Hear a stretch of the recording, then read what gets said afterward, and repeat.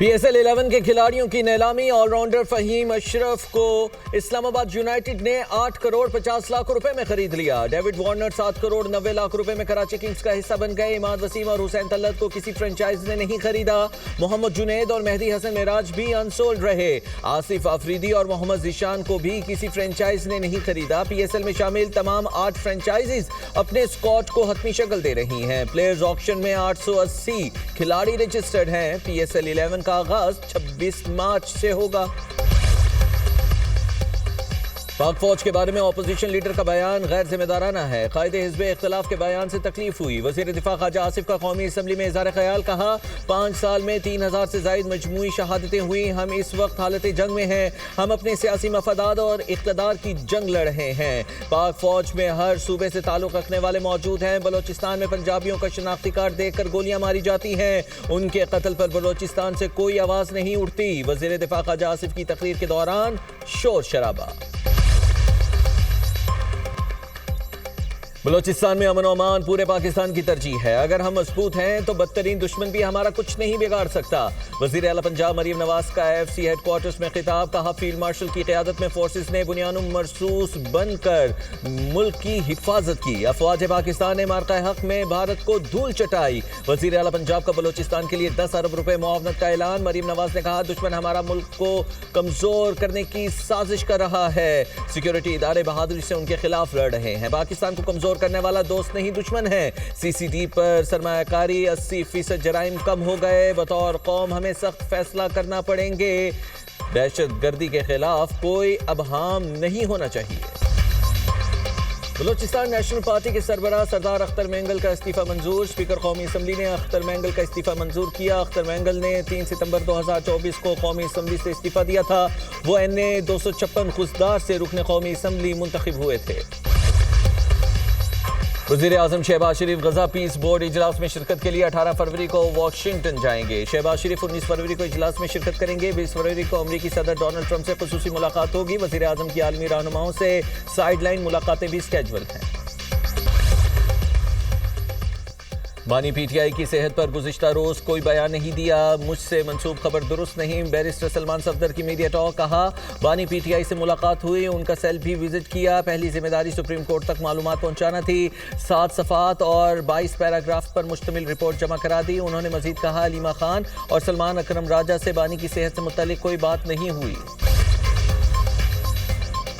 ثانیہ گل plaza سے متعلق judicial commission کا پہلا اجلاس، جسٹس آغا فیصل نے سربراہی کی۔ تحقیقات کے آغاز کے لیے پبلک نوٹس جاری، TORs بھی شامل۔ معلومات یا حقائق رکھنے والے افراد 20 فروری سے پہلے کمیشن کے ساتھ رابطہ کر سکتے ہیں۔ کمیشن کا سیکریٹریٹ سندھ ہائی کورٹ میں قائم۔ جسٹس آغا فیصل کا کمشنر کراچی کو سٹاف نوٹیفائی کرنے کی ہدایت۔ رجسٹرار کمیشن، مختلف محکموں کے فوکل پرسنز اور ماہرین شامل ہوں گے۔ سولر پالیسی میں اچانک بڑی تبدیلی، حکومت نے نیٹ میٹرنگ کا نظام ختم کر کے نیٹ بلنگ متعارف کرا دی۔ نئی پالیسی کے مطابق یونٹ کے بدلے یونٹ ایڈجسٹمنٹ ختم کر دی گئی۔ لاکھوں سولر صارفین پر اضافی مالی بوجھ پڑنے کا خدشہ۔ سولر صارفین 1 یونٹ بجلی گرڈ کو دیتے تھے تو بدلے میں آپ کا 1 یونٹ فری ایڈجسٹ ہو جاتا تھا۔ اب گرڈ سولر صارفین سے بجلی 8 سے 10 روپے فی یونٹ خریدے گا۔ جب اپ گریڈ سے بجلی لیں گے تو آپ کو مکمل ریٹیل ٹیرف دینا ہوگا۔ یہ ٹیرف تقریباً 50 روپے فی یونٹ تک ہو سکتا ہے۔ نئی پالیسی کا اطلاق فوری طور پر ہوگا۔ سولر صارفین سے متعلق دنیا نیوز کی خصوصی ٹرانسمیشن، نیٹ میٹرنگ اور صارفین کو درپیش مسائل سے آگاہ کیا۔ بنگلہ دیش میں عام انتخابات کا میلہ کل سجے گا۔ نئی حکومت کون بنائے گا؟ 51 جماعتیں، 2000 سے زائد امیدوار مد مقابل۔ خالدہ ضیاء کے بیٹے کی جماعت بنگلہ دیش نیشنل پارٹی اور اتحادیوں کی جماعت اسلامی اور حامیوں سے کانٹے کا مقابلہ متوقع۔ حسینہ واجد کی پارٹی الیکشن سے آؤٹ۔ بنگلہ دیشی میڈیا کے مطابق BNP اور اتحاد کو 44% سے زائد، جماعت اسلامی اور اتحاد کو 43.9% ووٹ ملنے کا امکان۔ پولنگ کے موقع پر ایک ریفرینڈم کا بیلٹ پیپر بھی ہوگا جس میں عوام سے پوچھا جائے گا کہ آپ حالیہ قانون سازی کی حمایت کرتے ہیں یا نہیں۔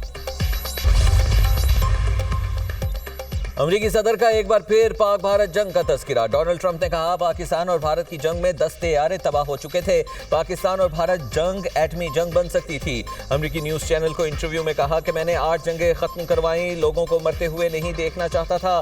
पाकिस्तानी वज़ीर आज़म ने कहा सदर डोनाल्ड ट्रंप ने 1 करोड़ जानें बचाई, अगर टैरिफ ना होते तो पाकिस्तान और भारत जंग को रोकना मुमकिन नहीं था। अमरीकी सदर की ईरान को एक बार फिर धमकी, कहा मुज़ाकरात की नाकामी की सूरत में सख्त कदम उठाएंगे। अमरीका और ईरान के दरमियान मुज़ाकरात का दूसरा दौर आइंदा हफ्ते मुतवक्के है। तेहरान इस बार संजीदगी से बातचीत कर रहा है। ईरान को अमरीकी फौजी ताकत का अंदाजा हो चुका है। मुज़ाकरात नाकाम हुए तो फौजी कार्रवाई के लिए एक और बहरी बेड़ा तैनात कर सकते हैं। कनाडा के सूबे ब्रिटिश कोलंबिया में फायरिंग का अफसोसनाक वाकया, 10 अफराद हलाक, 27 जख्मी। पुलिस हुकाम के मुताबिक सेकेंडरी स्कूल में 7 अफराद को गोली मारकर कत्ल किया गया। स्कूल के अलावा एक रिहाइश गाह से भी 2 अफराद की लाशें मिली। हमलावर ने भी मुबैना तौर पर खुदकुशी कर ली। फायरिंग में जख्मी होने वाले 27 अफराद में 2 की हालत तशवीशनाक, 25 को मामूली जख्म आए। कैनेडियन हुकाम ने वाक़े की तहकीकात का आगाज कर दिया। बांग्लादेश के chief adviser doctor Mohammad Yunus की अवाम से आम इंतखाबात में भरपूर हिस्सा लेने की अपील। इलेक्शन से कबल कौम से खिताब में कहते हैं अवाम बांग्लादेश का मुस्तकबिल तश्कील देने के लिए वोट दें। कौम के लिए फैसला कौन और मुस्तकबिल तय करने वाला लम्हा है। बांग्लादेश तब्दील आमरीत के बाद जमहूरी दौर में दाखिल हो रहा है। उम्मीदवार ज़ाती मफादात को बालाए ताक रखकर कौमी मफाद को तरजीह दें। इंतखाबी अमल में तशद्दुद या वोटर्स पर दबाव डालने की कोशिश बर्दाश्त नहीं की जाएगी। इंतखाबात के फौरी बाद इक़्तिदार मुंतखब नुमाइंदों के हवाले कर दिया जाएगा। बांग्लादेश में मुनसिफाना और शफाफ इलेक्शन के लिए तमाम इंतजाम मुकम्मल। 300 नशिस्तों पर बराह रास्त इलेक्शन होंगे। Chief election commissioner AMM Nasiruddin की न्यूज़ कॉन्फ्रेंस, कहा पार्लियामेंट में 50 नशिस्तें ख़वातीन के लिए मखसूस हैं। 90% पोलिंग स्टेशन पर CCTV कैमरे मौजूद हैं।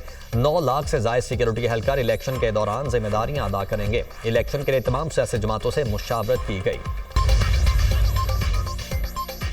वज़ीर ख़ारिजा इसहाक़ डार का तुर्की के हम मनसब हकान फिदान से टेलीफोनिक रब्ता। तर्जुमान दफ्तर ख़ारिजा के मुताबिक दोनों रहनुमाओं के दरमियान इलाकाई और आलमी सूरत हाल पर तफसीली तबादला ख्याल, बाहमी दिलचस्पी के उमूर समेत 2 तरफ़ा ताल्लुकात की मजबूती पर भी बातचीत।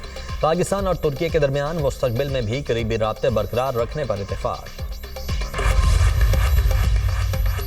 पाकिस्तान और इंडोनेशिया का तरजीही तिजारती मुआहदे को जामे इक़्तिसादी शराकतदारी में बदलने पर इत्तेफाक। वज़ीर आज़म से इंडोनेशिया के वज़ीर सरमायाकारी की सरबराही में 5 रुकनी वफ़द की मुलाकात। 2 तरफ़ा ताल्लुकात को मज़ीद आगे बढ़ाने के लिए इंडोनेशिया के अज़्म का अयादा।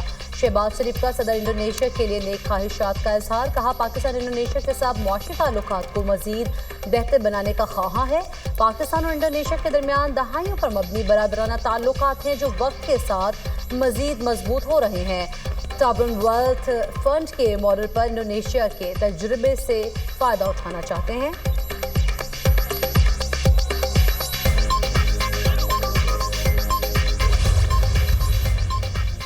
आज़ाद कश्मीर में सियासी सरगर्मियां तेज। हुक्मरान जमात मुतहर्रिर काफिज आसिफ अली जरदारी ने पीपल्स पार्टी आज़ाद कश्मीर की पार्लिमानी पार्टी का इजलास आज तलब कर लिया। ऐवान सदर में होने वाले इजलास में PP चेयरमैन बिलावल भुट्टो भी शिरकत करेंगे। सदर आज़ाद कश्मीर के इंतखाब से मुतल्लिक अहम मुशावरत इजलास का एजेंडा। डिप्टी स्पीकर के खिलाफ अदम एतमाद पर हतमी फैसला किए जाने का इम्कान। सियासी सूरत हाल और आइंदा जनरल इलेक्शन की हिकमत अमली पर भी गौर किया जाएगा।